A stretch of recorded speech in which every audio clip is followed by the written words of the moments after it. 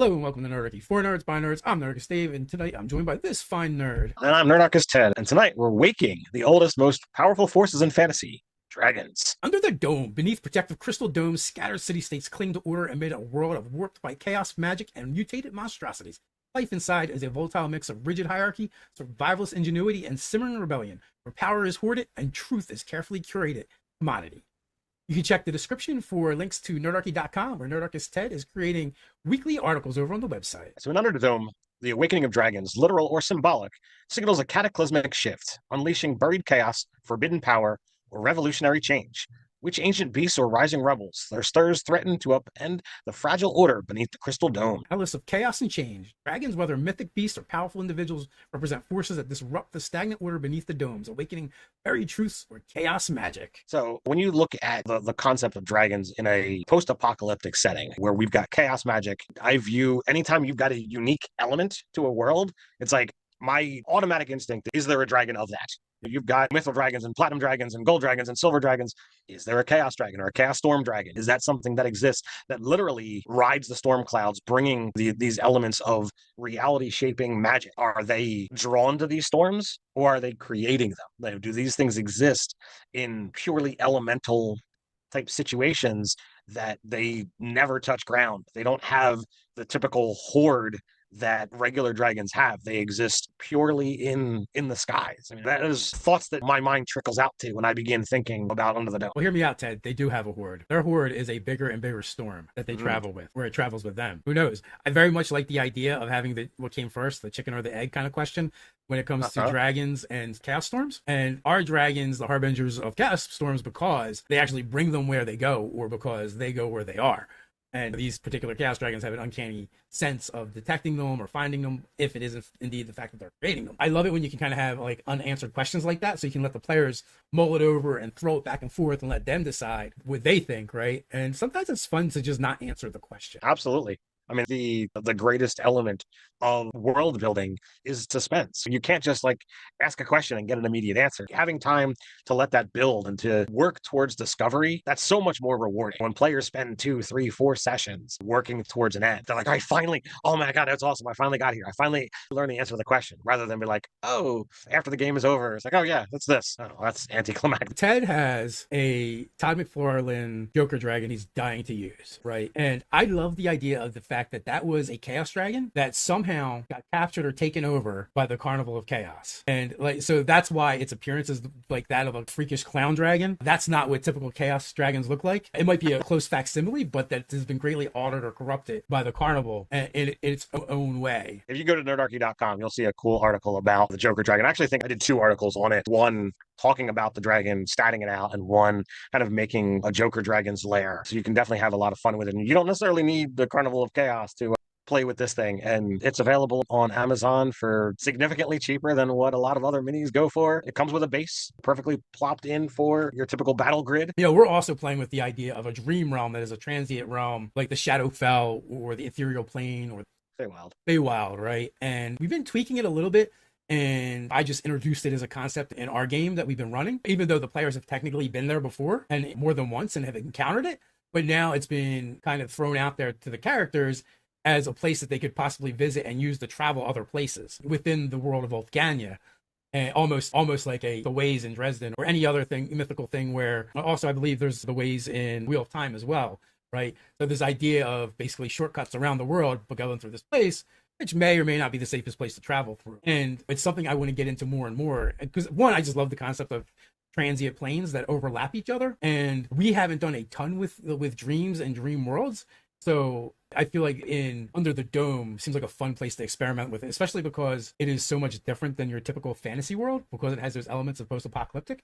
But I feel like, well, that place also probably has its own versions of dragons as well, where I feel like the corrupted chaos dragon isn't really from there, but was brought there and changed, where there are other ones that would be from there and would be very different from that. Yeah, I mean, there's definitely a lot of different directions that you can go. But we also look at threats to dome stability.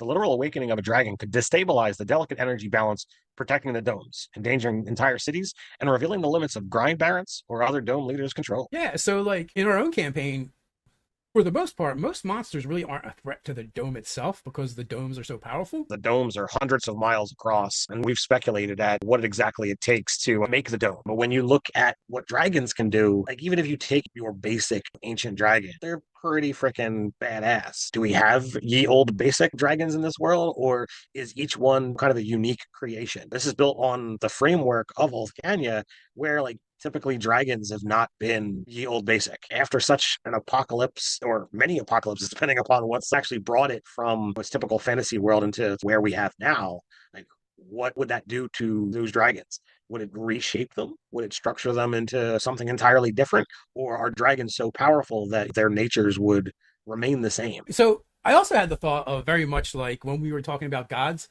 and religion and spirituality, which is a different video you can find on the channel. We had discussed the idea, what if the domes were actually powered by the gods? Like the gods were sacrificed in order to enact the domes. The most powerful of dragons being used to power a dome, and whether it's imprisoned, whether it's sleeping, whatever, what happens if it gets freed? What happens if it awakens, right? Does it reclaim its power, thus ending the dome? So that would be a catastrophe unto itself.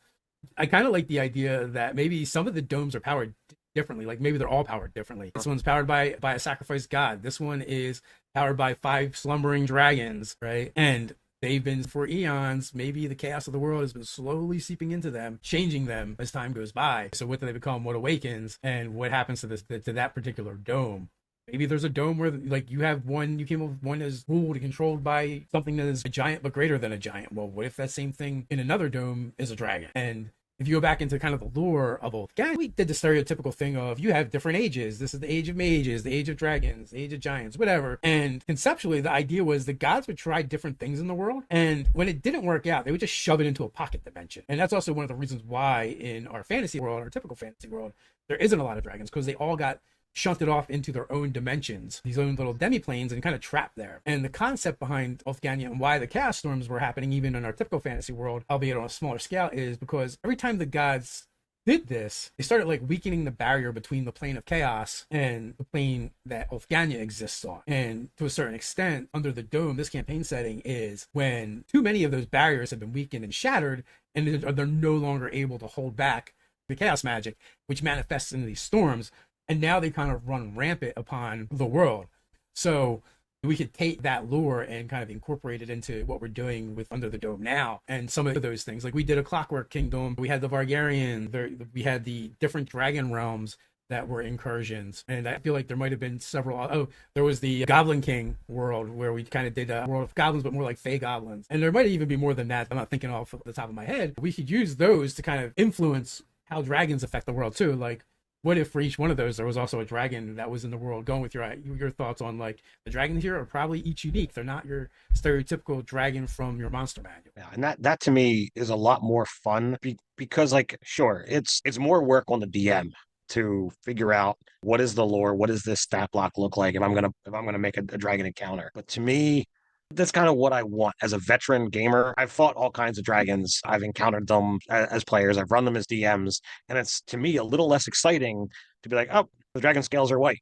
Okay, well, I'm not using cold. I know I have to worry about this, that, the other thing. This dragon's stupid. Whereas you drop a dragon on the table, you describe an encounter, that doesn't necessarily have to give the players any information. Sure, you describe a dragon as like comprised of lava. All right, I think it's safe to say I'm not using fire on it. But when I dropped a spider dragon on you guys, none of you thought, oh, well, I already know not to use this or not to use that. You just are like, what the hell is this nonsense? Not even. We're like gross because the breath weapon was there's gross. That too. And I love that encounter. I love from start to finish, conceptually making it to actually running it. And sure, it was gross, but all the players had a lot of fun in that encounter because it was something unique. It was something different. Maybe there's still a spider dragon around. That is entirely possible. And WizKids put out a spider dragon. While it's cool, it's not how I envisioned a spider dragon looking. And it certainly wasn't as big as the one that I used, but it was what it was. So, symbols of rebellion and power in a world built on suppression and secrets, an awakened dragon embodies the rise of uncontrollable power, be it personal transformation, revolutionary spirit,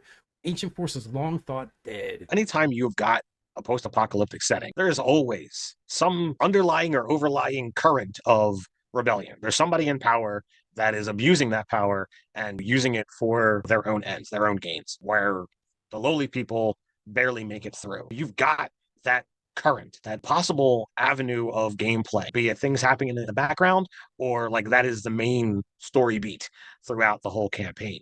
And dragons have, for good or for evil, they're always a symbol of power. They're always a symbol that people look up to because they're generally viewed as the pinnacle of where you can get to. So sure, you can slap that on a breastplate or on a banner and rally people to your cause. Even if you're not legitimately a dragon, it's used in organizations, as it's used in symbology. Let's wave the banner of the dragon and let's go. Unless the dragon actually waves its own banner and begins, there's that too. Begins gathering its own forces. And also, that is the idea too, that when a dragon shows up in this world, and any world really, it represents to the powers that be a power that they can't control and that they might have to deal with. Now, it could be malevolent, but it doesn't have to be. But in a world like ours, the powers that be tend to be more on the malevolent side than the benevolent side anyway.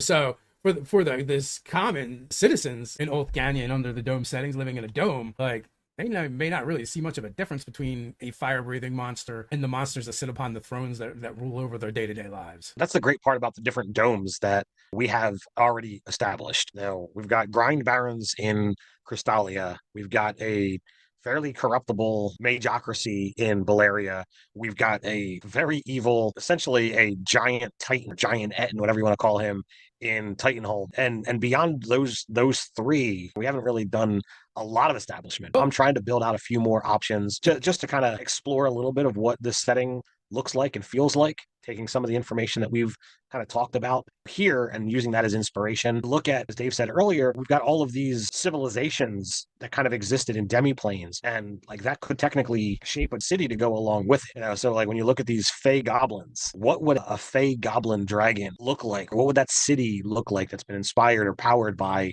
such a creature? My mind is a whirl of different things that I want to create and do with these concepts. All right, so if a dragon stirred beneath your feet, an ancient power long buried, would you fear its fire or follow its call? Consider, what would you do if the world built to protect you was never meant to survive the dragon's return? If you dug tonight's chat, hit like, subscribe, ring that notification bell so you never miss when we wake up another world-shaking idea. Until next time, stay nerdy. Stay nerdy.